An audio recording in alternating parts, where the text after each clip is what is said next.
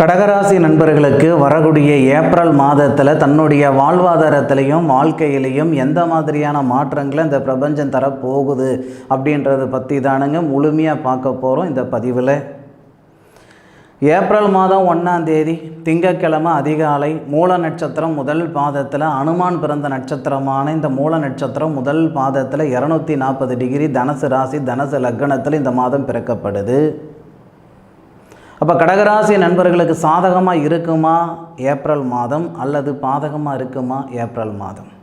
என்ன செய்யணும் என்ன செய்யக்கூடாது, எப்படி இருக்கணும் எப்படி இருக்கக்கூடாதுன்றதை பற்றி தான் முழுமையாக பார்க்க போகிறோம் இந்த பதிவில். ஏற்கனவே கடகராசி நண்பர்களுக்கு ராசிக்கு 8வது பாவகத்தில் சனி பகவான் ராகு பகவானுடைய நட்சத்திரத்தில் சதய நட்சத்திரம் 3வது பாதத்தில் 319 டிகிரியில் அஷ்டமச்சனியாக இருக்கிறாரு. ஒரு கிரகம் இருக்கிற இடத்த விட அவர் பார்க்கக்கூடிய இடம்தான் கொஞ்சம் ஃபவராக இருக்குன்னு சொல்லுவாங்க.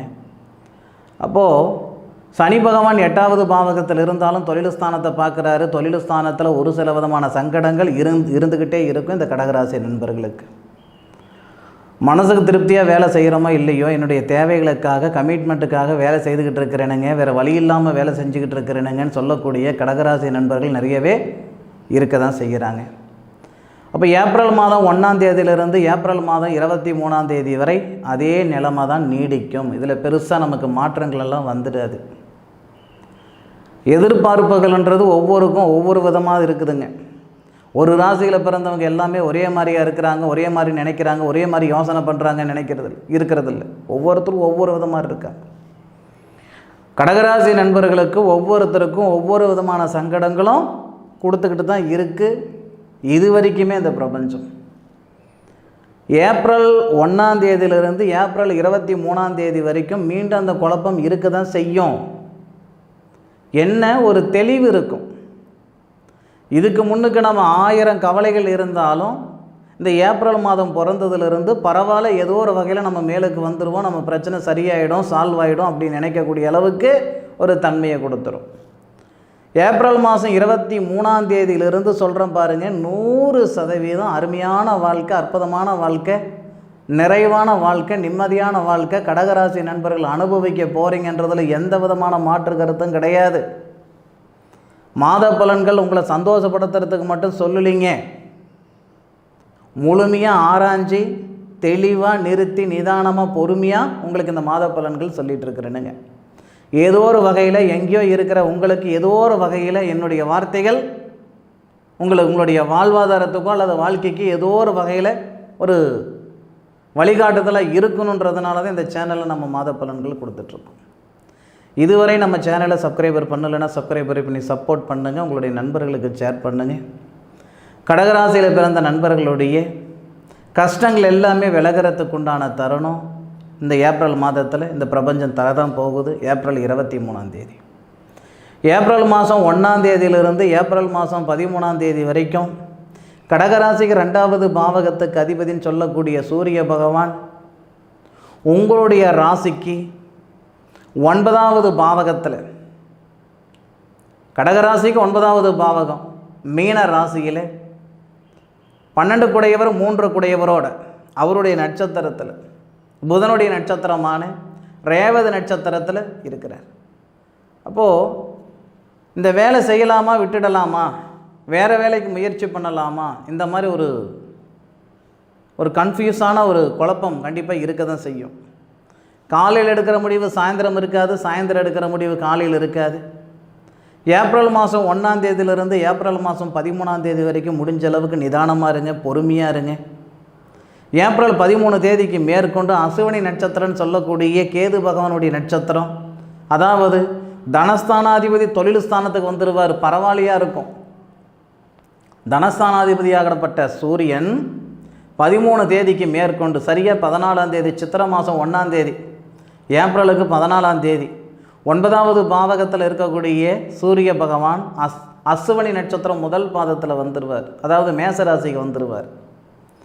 அப்போது அந்த 14ஆம் தேதியிலிருந்து 23ஆம் தேதி வரைக்கும் கொஞ்சம் பொறுமையாக இருங்க. ஏற்கனவே 1ஆம் தேதியிலிருந்து 13ஆம் தேதி வரைக்கும் கொஞ்சம் நிதானமாக இருக்கணும். அந்த 13 தேதிக்கு மேற்கொண்டு 23ஆம் தேதி வரைக்கும் பரவாயில்ல, 23லேருந்து 30 வரைக்கும் சூப்பராக இருக்கும், அருமையாக இருக்கும், அற்புதமாக இருக்கும். இது ஒன்றுமே கணக்கு இல்லை. தொழில் ஸ்தானாதிபதி சொல்லக்கூடிய செவ்வாய் 8வது பாவகத்தில் பகை கிரகமான தன்னுடைய பரம எதிரியான சனி பகவானோட சேர்ந்து 8வது பாவகத்தில் இருக்கிறது சரியில்லை. ஆனாலும் 8க்குடைய கிரகம் 10வது பாவகத்தை வேறு பார்க்குறார். 10வது பாவகம் செவ்வாவுடைய ஆதிக்கம், செவ்வாய் கூடவே சேர்ந்துருக்கார். எது எப்படி பார்த்தாலும் வேலை வாய்ப்பில் தான் சிக்கல் கொடுக்கும்.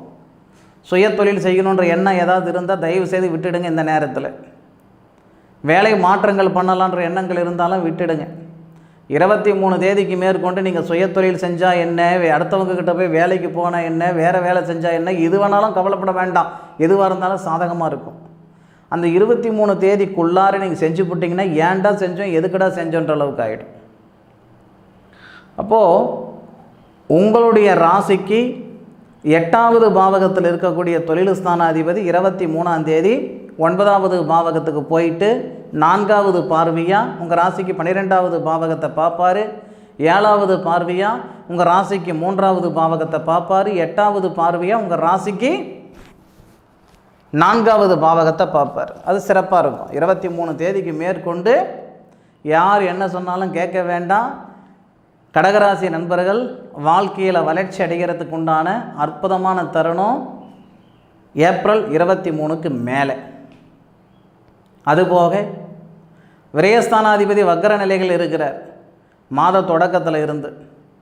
அப்போ கிட்டத்தட்ட அந்த 7 நாளைக்கு, மாதம் பிறந்து 7 நாள், ஏப்ரல் 1ஆம் தேதியிலிருந்து ஏப்ரல் 7ஆம் தேதி வரைக்கும் எந்த ஒரு சூழ்நிலையிலையும் ஷேர் மார்க்கெட்டில் காசு பணம் போடாதீங்க. சத்தியமாக எடுக்க முடியாது. லாட்ரி வாங்காதீங்க.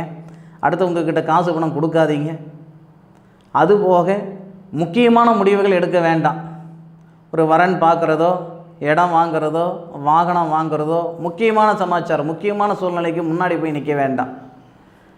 ஏன்னா புதன் 2வது லாபஸ்தானாதிபதினு சொல்லக்கூடிய சுக்கிரன் இவங்கெல்லாம் பலவீனமாக இருப்பாங்க.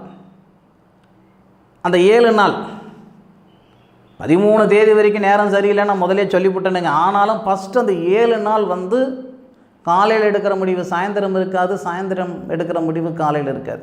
அந்த 7 நாள் சமாளிச்சுக்கிட்டால் கூட மற்றது கொஞ்சம் சாதகமாக தான் இருக்கும். கணவன் மனைவிக்குள்ளார, ஏன்னா லக்னத்துக்கு 2 குடையவர், அதாவது உங்கள் ராசிக்கு 2 குடைய கிரகம் உச்சமாக இருக்கும்போது கூட பரவாயில்ல. 9வது பாவகத்தில் இருக்கும்போது தனம் தட்டுப்பாடு, பொருளாதாரத்தில் பாதிப்புகளும் ஏற்பட தான் செய்யும். குடும்பத்துக்குள்ளார நிம்மதி சந்தோஷம் குறைச்சலாகவும் ஏற்படுத்தும்.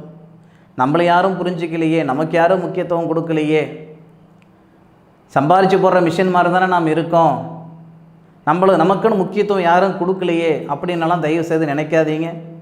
நாம் மற்றவங்களுக்கு முக்கியத்துவம் கொடுக்குறோம், மற்றவங்கள புரிஞ்சுக்கிறோம், மற்றவங்கள பார்த்துக்கிறோன்ற மனநிலைக்கு நீங்கள் வந்துடுங்க. ஏன்னா இந்த தருணத்தில் மன அழுத்தம் ரொம்ப அதிகமாக தான் இருக்குது. ஏற்கனவே மன அழுத்தம் 2 வருஷத்துலேருந்து இருந்துக்கிட்டு இருக்குது. உழைப்புக்கு தகுந்த உயர்வு இல்லாமல் இருக்கிறோமே, வாழ்க்கைக்கு ஏற்ற வளர்ச்சி இல்லாமல் இருக்கிறோமே, என்னடா வாழ்க்கை, ஏண்டா இருக்கணும், எதுக்கடா இருக்கணுன்ற ஒரு யோசனைகள் அதிகமாக இருந்துக்கிட்டு தான் இருக்குது. ஆனாலும் இந்த ஏப்ரல் ஒரு 13 நாளுக்கு கொஞ்சம் நிதானமாகவே இருங்க. எதை பற்றி சிந்திக்க வேண்டாம். ஏப்ரல் 23ஆம் தேதியிலிருந்து வரக்கூடிய பிரம்மாண்டம் பிரகாசமாக இருக்கும், அருமையாக இருக்கும், அற்புதமாக இருக்கும், ஆனந்தமாக இருக்கும். அதுபோக 10வது பாவகத்தில் 9வது பாவகத்தில் சுக்கிரன், ராகு, புதன். ஏன்னா 14ஆம் தேதி சூரியன் விலகிடுறாரு. இந்த சுக்கிர பகவான், ராகு, புதன் இந்த 3 கிரகங்களுடைய அமைப்பு நல்லா இருக்கும். திடீர் அதிர்ஷ்டம் ஏற்படுத்தும். ஏன்னா கடகராசிக்கு சுக்கிர பகவான் லாபஸ்தானாதிபதியாக வருவார், சுபஸ்தானாதிபதியாகவும் வருவார். அப்போ அந்த 13 தேதிக்கு மேற்கொண்டு ஒரு சில நண்பர்களுக்கு திடீர் யோகம் ஏற்படும். அதாவது சூரியன் வந்து செவ்வாவுடைய ஆதிக்கம், அதாவது கடகராசிக்கு 10வது பாவகத்தில் தொழில் ஸ்தானத்தில் போகிற தருணத்தில் ஒரு சில கடகராசி நண்பர்களுக்கு திடீர் யோகம். எப்போது? சித்திரை 1க்கு மேலே, அதாவது ஏப்ரல் 14 தேதிக்கு மேலே, 23 தேதிக்குள்ளார கூட வெளிநாட்டில் இருந்து ஒரு அழைப்பு வரலாம். வெளிநாடு சம்பந்தப்பட்ட வேலை செய்கிறதுக்கான சூழ்நிலைகள் வரலாம். கொடுத்த பணம் வந்து சேரலாம். இந்த மாதிரியான ஒரு அதிர்ஷ்டம், ஒரு திடீர் அதிர்ஷ்டம் ஏற்படுறதுக்கான வாய்ப்புகள் கடகராசி நண்பர்களுக்கு ஒரு சில நண்பர்களுக்கு ஏற்பட தான் செய்யுது. பெண்களுக்கு படித்த படிப்புக்கு உண்டான வேலை வாய்ப்பு ஏற்படும். மாணவ செல்வங்களுக்கு படிக்கிறது மறந்துடுறேனுங்க, எக்ஸாம் பக்கத்தில் வந்துடுச்சு அப்படின்னா அந்த ஞாபகம் இருக்கிற அஷ்டமச்சனியால் இருக்கக்கூடிய தாக்கம் சரியாகும். ஆஞ்சநேயர் கோயிலுக்கு போகிறது ரொம்ப ரொம்ப நல்லது. கடகராசி நண்பர்கள் இயல்பாகவே அனுமான வழிபாடு ரொம்ப ரொம்ப சிறப்பு. அதுபோக 10வது பாவகத்தில் குருவும் 9வது பாவகத்துக்கு அதிபதி 9வது பாவகத்தில் செவ்வாவும், அதாவது 2 பேரும் கிரக பரிவர்த்தனை செய்திருப்பாங்க 23ஆம் தேதி. அதுதான் மிகப்பெரிய ஹைலைட்டு, மிகப்பெரிய அதிர்ஷ்டமான ஒரு அமைப்பு. குரு செவ்வா தொழில் ஸ்தானாதிபதியும் பிதிரு ஸ்தானாதிபதியும் கிரக பரிவர்த்தனை செய்திருக்கிறதுனால அப்பா வகையில் யோகம் உண்டு. பூர்வீக சொத்தாக இருக்கட்டும், அப்பாவுக்கு உங்களுக்கு கருத்து வேறுபாடுகள் இருக்குதுங்க அப்படின்னாலும் சரி, ஏதோ ஒரு வகையில் அப்பாவுக்கு உங்களுக்கு இருக்கக்கூடிய கம்யூனிகேஷன் ரொம்ப நல்ல விதமாக இருக்கும். தந்தையால் நல்லது நடக்கும். தந்தையுடைய வர்க்கம், சித்தப்பா பெரியப்பா, பகைகள் நீங்கும். ஒரு அற்புதமான யோகம், குருமங்கள யோகம் அப்படின்னு சொல்லக்கூடிய யோகம் இந்த கடகராசி நண்பர்களுக்கு 23ஆம் தேதி, ஏப்ரல் 23ஆம் தேதி வரப்போகுது. எது எப்படி இருந்தாலும் கடகராசி நண்பர்களுடைய கஷ்ட நஷ்டங்களெல்லாம் நீங்கக்கூடிய ஒரு தருணம், அற்புதமான தருணம், அருமையான தருணம் வர ஏப்ரல் மாதம். 7ஆம் தேதி வரைக்கும் தான் கஷ்டம். 7ஆம் தேதிக்கு மேலே 14ஆம் தேதி வரைக்கும் கொஞ்சம் சுமாராக இருக்கும். 14லிருந்து 23 வரைக்கும் பரவாயில்ல.